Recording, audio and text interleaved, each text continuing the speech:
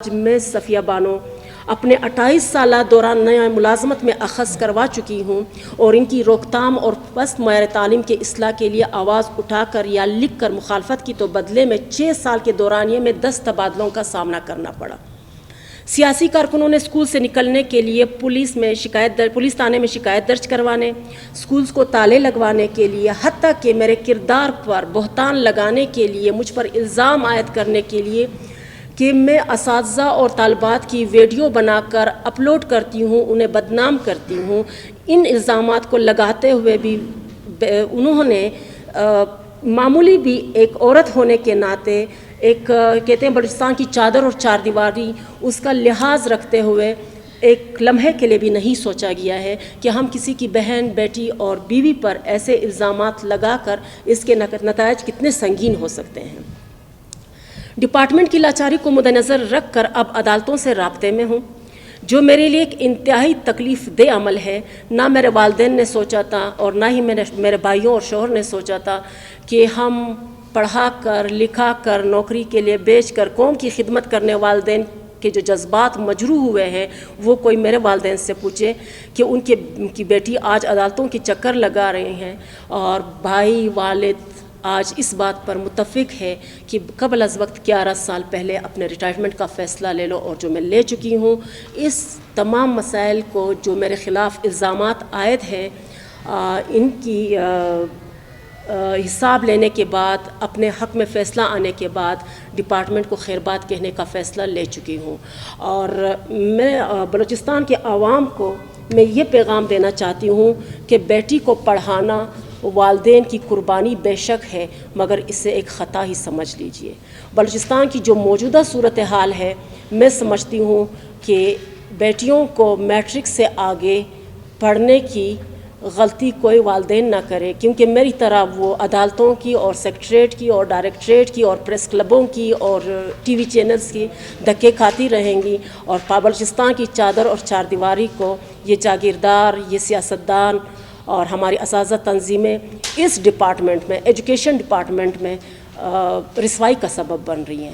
لہٰذا میرے آج کے پریس کانفرنس کا مقصد بھی یہی تھا کہ میں ان تمام نکات کو لفظ بلفظ پڑھ کر پیش کروں، تاکہ جو بھی رابطے میں ہو، مجھ سے کسی بھی فورم پر سوال اور جواب کے لیے تیار ہونا چاہتا ہے تو میں جواب دہ ہوں، میں جواب دے سکتی ہوں۔ اور یہ جو میں نے کہا ہے، جتنے نکات میں نے پیش کیے ہیں، یہ بلا ثبوت نہیں ہے، ہر ایک چیز کا ثبوت موجود ہے۔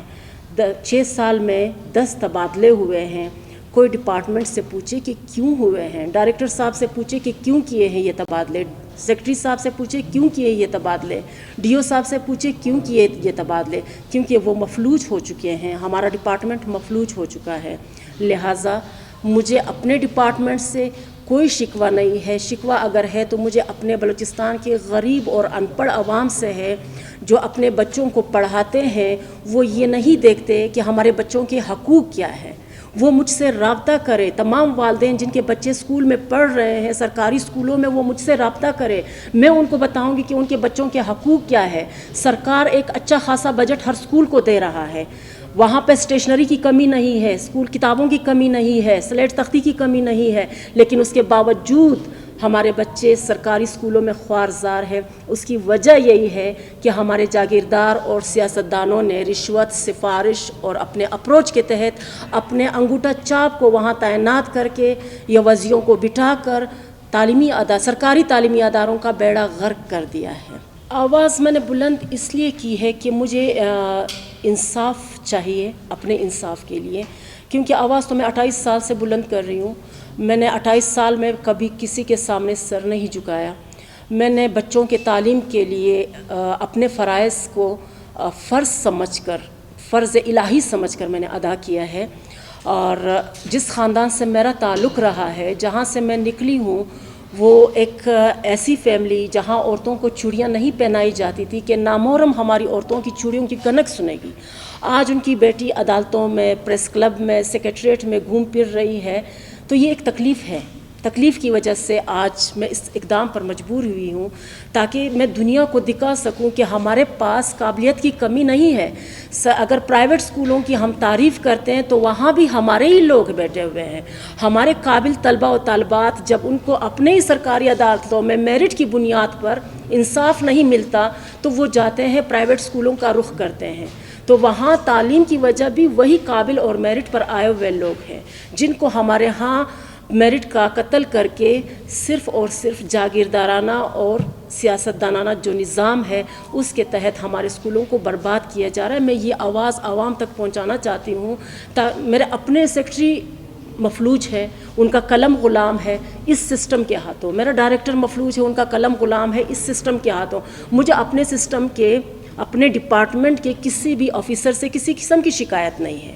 مجھے شکایت ہے ان اساتذہ سے جو اپنا نام تک نہیں لکھ سکتے ہیں، سینکڑوں فائلیں بغلوں میں دبا کر خود کو اساتذہ تنظیم کے لیڈر گردانتے ہیں، اور وہی اساتذہ تنظیموں میں رہتے ہوئے تعلیم کے دشمن عناصر بنے ہوئے ہیں. کیا ان کو نظر نہیں آ رہا ہے کہ ہمارے تعلیمی اداروں میں کیا ہو رہا ہے؟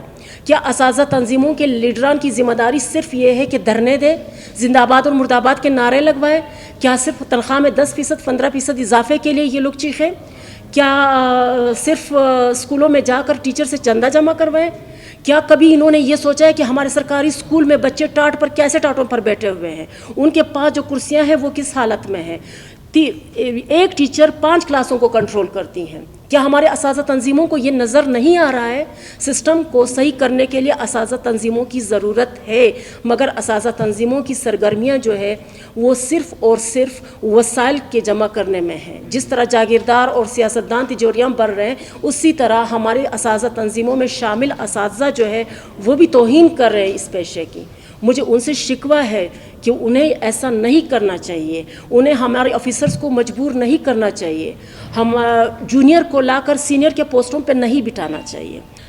میں اس وقت میرے تبادلے ہوئے ہیں، تقریباً 6 سالوں میں 10 تبادلے ہوئے ہیں. مجھے ان تبادلوں پہ کبھی بھی اعتراض نہیں ہوا. اعتراض اگر ہوا ہے تو وہ آج اس وجہ سے ہوا ہے کہ ہمارا ڈپارٹمنٹ ایک لیٹر آپ کو ہاتھ میں تھما کر کہتا ہے کہ پبلک انٹرسٹ کی بنیاد پر آپ کا تبادلہ کیا جاتا ہے، جس میں ایک جملہ لکھا ہوا ہوتا ہے.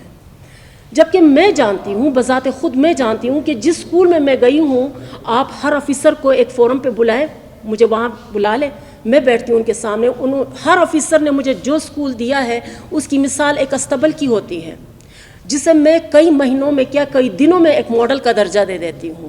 اس اسکول کی ریکارڈ کی، اس اسکول کے ڈسپلن کی مثالیں دی جاتی ہیں. مجھے ٹرانسفر پر کوئی اعتراض نہیں ہے. مجھے اگر اعتراض ہے تو حق تلفی پہ ہے. میں جس بھی اسکول میں جاتی ہوں وہاں پہ اگر وہاں پہ فرنیچر نہیں ہے تو میں نے فرنیچر مانگا ہے، مجھے فرنیچر وصول ہوا ہے، چاہے وہ پرائمری اسکول تھا یا مڈل اسکول.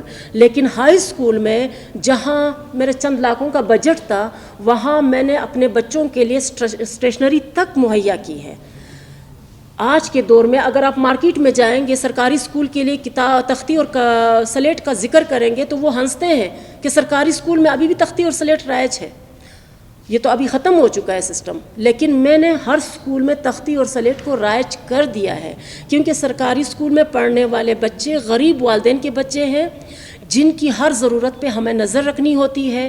الحمدللہ میں جس اسکول میں ہوتی ہوں وہاں میں نے کبھی ان چیزوں کی ضرورت محسوس نہیں کی. میں جاتی ہوں، استبل ہوتا ہے، میں اپنے تگ و دو سے، اپنی کوشش سے، اپنے ڈپارٹمنٹ کے توسط سے میں مکمل کوشش کرتی ہوں کہ اس اسکول کو میں فرنیچر مہیا کروں، بچوں کو فیسلٹیز مہیا کروں.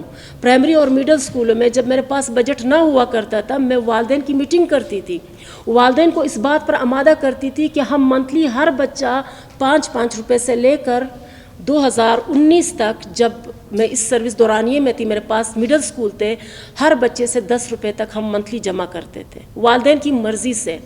ہمارے اسکول میں نہ کبھی پانی کی قلت ہوئی ہے، نہ کبھی ٹک شاپ کے ذریعے کوئی ایسا مسئلہ ہوا ہے کہ ہم کہیں کہ ہمارے اسکول کی یہ ضرورت نامکمل تھی.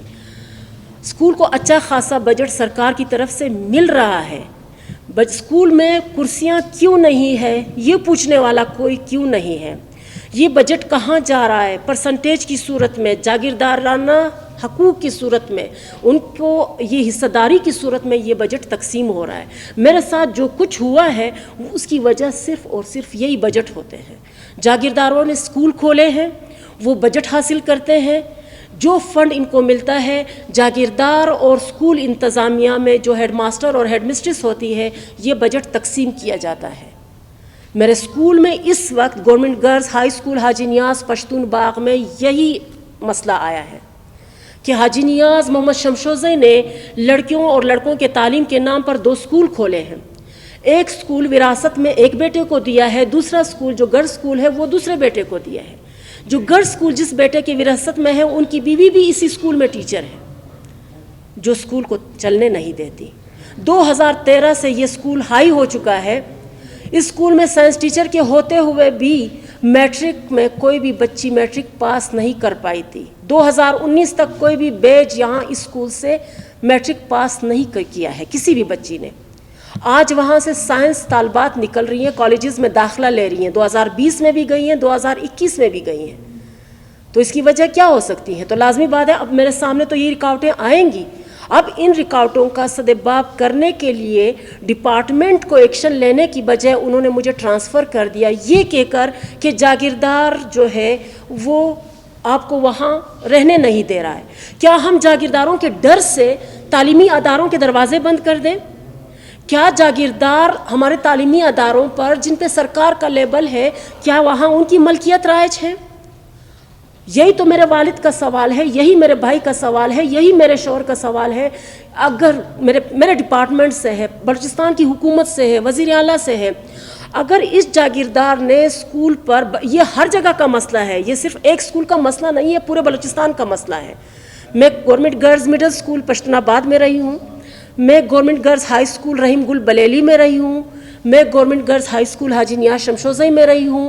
اس دوران میرے کچھ تبادلے ہوئے ہیں جو اساتذہ تنظیموں نے کیے ہیں، جو بعد میں اپنے لوگوں کو رکھ دیتے تھے وہاں ان کرسیوں پر، مجھے وہاں سے ہٹا دیتے تھے۔ وہ سارے ثبوت میرے پاس موجود ہے، کوئی یہ نہیں کہہ سکتا کہ اس معاملے میں بات میں کوئی غلط بیانی ہے۔